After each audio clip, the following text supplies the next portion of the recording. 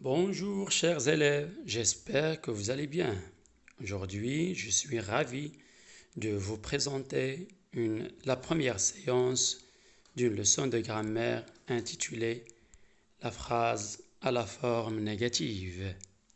Cette leçon a pour objectif de vous amener à savoir identifier une phrase négative, de savoir son utilité et de savoir former une négation. Mais commençons d'abord par une petite révision. Lisons les phrases suivantes. Ali traverse la route. Comme il est attentif. Que fait le policier? Il organise la circulation. Arrête-toi. Ne t'accroche pas au véhicule. Cher petit, on a vu au premier semestre qu'il y a 4 types de phrases. Lesquelles, si vous vous souvenez bien? Il y a la phrase interrogative, la phrase déclarative, la phrase impérative, oui, et la phrase exclamative. Très bien. Relions chaque phrase au type convenable. Donc, la première phrase, Ali traverse la route. Il nous donne une information. C'est une phrase déclarative. Très bien. Comme il est attentif. Comme il est attentif. Je m'exclame ici. C'est une phrase exclamative. Très bien. Que fait le policier? Je pose une question. Que fait le policier? C'est une phrase interrogative. Il organise la circulation. Ici, je donne une information. C'est une phrase déclarative. Arrête-toi. C'est une phrase impérative. Ne t'accroche pas au véhicule. Ne t'accroche pas au véhicule. Faites attention, c'est une phrase impérative. Très bien. C'est une interdiction. On va reprendre, on va les étudier. Il ne traverse pas la route. Il n'est pas attentif. Le policier n'organise pas la circulation. Qu'est-ce que vous remarquez? Que pensez-vous? Ces phrases ont le même sens que les premières. Quelque chose a changé. Est-ce qu'ils ont le même sens? C'est ce qu'on va voir. Suivez. Donc, dans cette rubrique, je manipule et je réfléchis. On va voir la formation de ces phrases-là. Regardez. Ali ne traverse pas la route. Le verbe est entouré par 2 éléments de négation. Cette phrase-là, est-ce qu'elle a le même sens que la phrase Ali traverse la route? Non. Ici, qu'est-ce que je fais? Je nie que Ali traverse la route. Je nie que Ali traverse la route. Je dis que Ali ne traverse pas la route. Il n'est pas attentif. Il a fait quelque chose qui montre qu'il n'est pas attentif. Je ne suis pas d'accord avec lui. Donc, j'exprime mon désaccord avec lui. Donc, regardez la troisième phrase. Le policier n'organise pas la circulation. Est-ce que cela est vrai? Non, le policier organise la circulation. Donc, si je dis le policier n'organise pas la circulation, donc je ne dis pas la vérité. Très bien, je ne dis pas la vérité.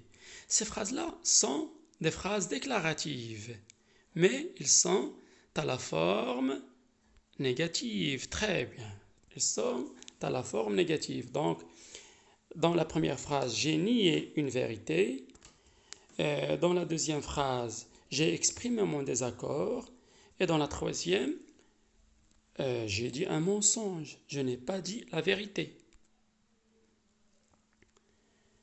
Je manipule et je réfléchis. Dans les phrases Ali traverse la route, où est le verbe? Le verbe c'est traverse. Donc pour exprimer la négation, qu'est-ce que j'ai fait? J'ai mis ce verbe-là entre les éléments de négation. Ne pas. Et comme ça, j'ai exprimé la négation. Regardez la phrase suivante. Il est attentif. Où est le verbe? C'est est. C'est le verbe être. Donc, pour exprimer la négation, je vais le mettre aussi entre les éléments de négation. Et ici, j'ai mis un apostrophe. Pourquoi? Parce que et commence par un E, une voyelle. Allez, donc, il n'est pas attentif. Les éléments de négation, c'est un apostrophe et pas. Regardez la troisième phrase. Le policier organise la circulation. Où est le verbe? C'est organise. Très bien. Je vais le mettre entre les éléments de négation. Est-ce que je vais dire le policier ne organise pas la circulation? Non, je vais dire le policier n'organise pas la circulation. Je vais mettre un apostrophe parce que organise commence par une voyelle. Très bien. Je peux exprimer aussi la négation par d'autres éléments. Regardez la phrase suivante. Ali traverse toujours la route en jouant. Ici, il y a un quoi? Un adverbe de temps, toujours. Donc, pour exprimer la négation, pour dire non, qu'est-ce que je vais dire? Je vais dire Ali traverse toujours la route. Non. Donc, je vais supprimer toujours. Et je vais remplacer toujours par jamais et dire Ali ne traverse jamais la route. Regardez la phrase suivante. Il est encore attentif. Il est encore attentif. Ici, il y a l'adverbe encore. Pour dire non.